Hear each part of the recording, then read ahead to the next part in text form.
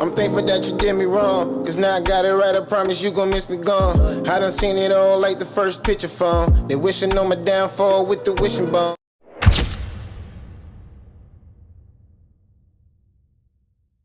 Let's show 'em Cloud 10 under a rock. How you heard the motherfucking word? What's good, y'all? It's yours truly. Once again, Heartbreak Ace. If you're familiar with my content or not, hit that like, comment, subscribe so the algorithm give you this breaking content every time I upload. Cause you know, Drake my guy, so I kinda hate to say this, but sometimes you gotta pop out and show niggas. And I'm gonna show the algorithm. I ain't playing no games. I'm gonna get these videos of my people and you gonna give them to them, whether you like it or not. Motherfucker. Nah. Topic of discussion while we here. You know, normally it's a case of like father, like son. Well, today, people, for the first time, I'm about to tell you, this is the case of like mother, like son. Why I say that? Well, breaking news, apparently, Remy Ma, those that don't know Remy Ma, all the way up, our Chrome 23 better rap owner. She got a lot of hats. If you don't know who she is, she's familiar with Terror Squad with Fat Joe. She was married to Pat Pools. I don't know if they're married no more because, you know, the rumors been going around that she's been cheating on him with better rapper, Easy the Block Captain.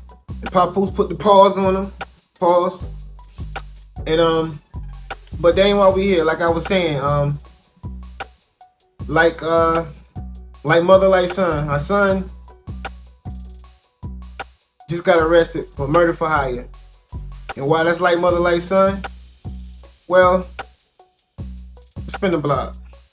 On July 14, 2007, Remy turned herself into the New York City police in regards to a shooting that took place early that morning outside of Manhattan, Delhi. According to the police, Remy and her friends were leaving a party when suddenly a verbal confrontation broke out at around 4 a.m. The scuffle was between Remy Ma and her then friend, Makenda Barnes Joseph, who was accused of stealing $3,000 from her.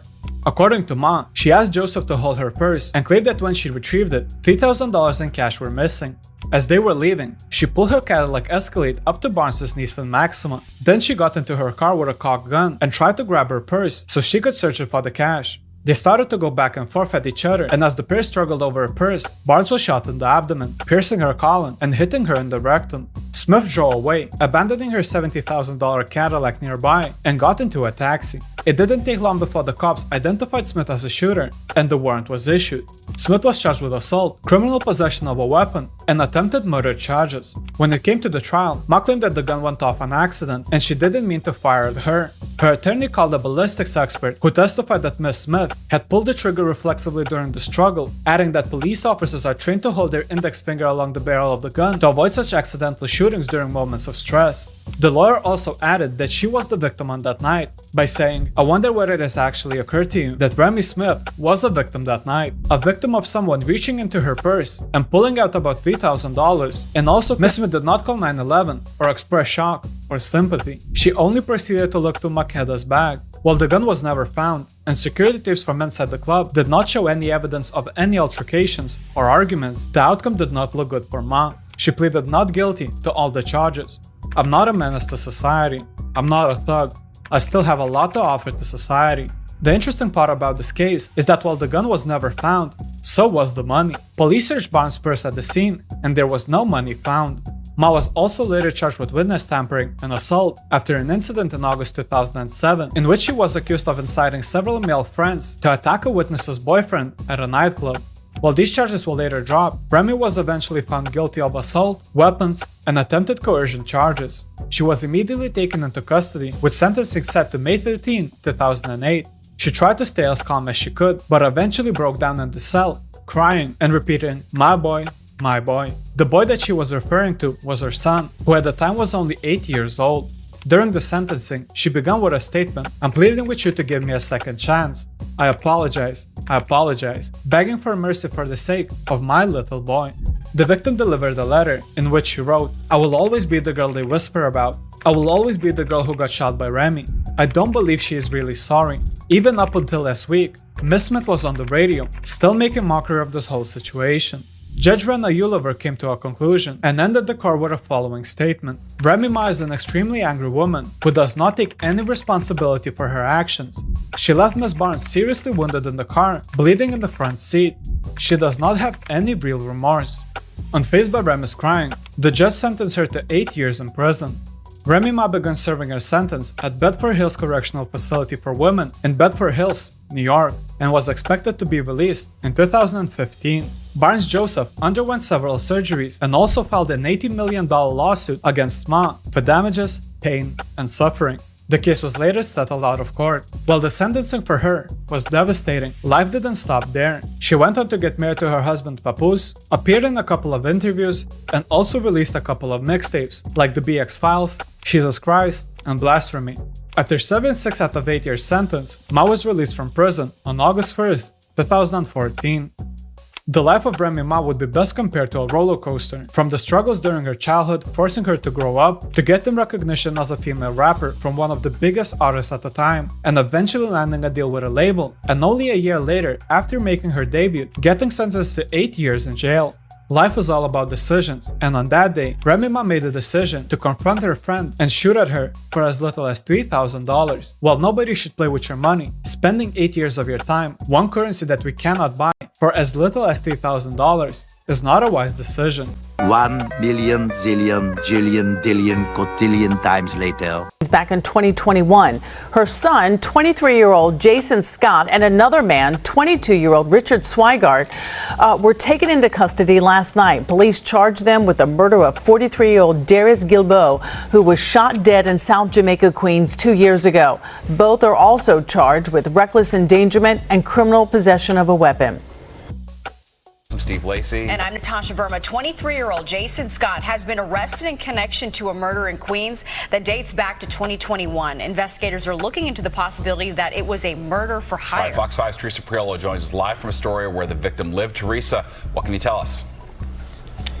Yeah, Steve and Natasha, residents I spoke to here, they didn't know the victim, but they do know who Remy Ma is, and they're telling us that they hope her celebrity doesn't play into this case. Tonight, we are learning that that victim was allegedly killed by Remy Ma's son, Jace Scott. So here's what we know at this hour. 23-year-old Scott was arrested today on first-degree murder and weapons charges. It's unclear if he pulled the trigger or if he hired the hit that took the life of Darius Gilbo, who lived here at the Ravenswood houses in Astoria. The crime occurred nearby in broad daylight back in 2021. Gilbo took hits to the head and to the chest. Gilbo had an extensive criminal history. 8 months before he was killed, he was indicted in a massive drug trafficking operation. As for Jace Scott, he appeared alongside his mom, Remy Ma, in the hit show Love and Hip Hop. She's one of the biggest names in hip hop and has been since 2006. She also has something of a lengthy rap sheet and has done 6 years in prison on a gun crime. But none of that mattered to the folks that we talked to here in Astoria. It doesn't matter if it's a celebrity or not. If you commit a crime, you're supposed to be paid for the crime you committed. It could be anybody. It doesn't matter. You know, if their mother's famous or father's, it doesn't matter. We got the police station on the corner. We got sanitation. So not too many things happening here. They happen around here, but not in here. It's really difficult. We received a statement from Remy Ma's attorney about Jace Scott. That came in late this afternoon. They said that Remy Ma hoped to publicly address this. She's been advised not to, so they told us, quote, nevertheless, Remy Ma is committed to proving Jason's innocence and supporting her child during this time. We stand by Jason's innocence and hope the NYPD will conduct a complete and thorough investigation to reveal the truth. Now, all right, y'all, we spin the block a bit. Now, as you can see, she wasn't always this feminine type of female owning Chrome 23 battle rap. She used to be out there for real, taking it all the way there. 6 years, and you know, Papoose held her down the whole time, only to her. But she still came out and did what she did. A disloyal act, but that ain't why we here. We here to talk about her and her son and the similarities. And you know, the lack of parents in a child life, especially during the time between the ages of 1 and 12, specifically 5 and 12. Those are the golden age eras where they learning how to be their own person in life. And not having a father figure or a mother figure around is very devastating. Trust me, I know, like, I grew up like that. But thankfully for me, I was already an independent soul, spiritual soul. Master 22, my belief. So, you know, I always had a creative mind and to make the world better. So thankfully for me, you know, my background was a little different.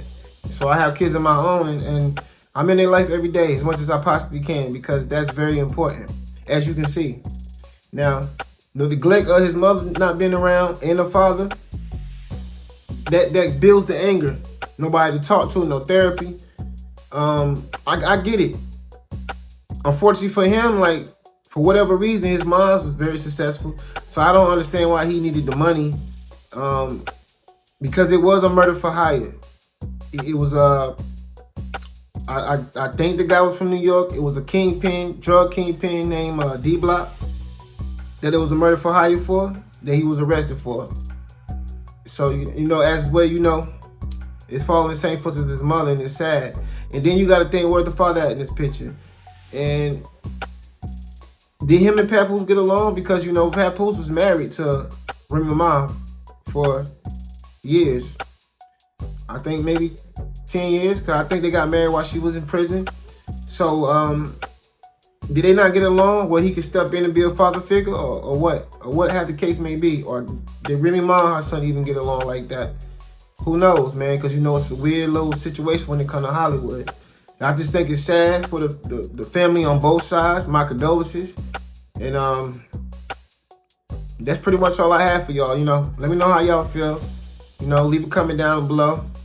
As always, till next time, love each other. Short break.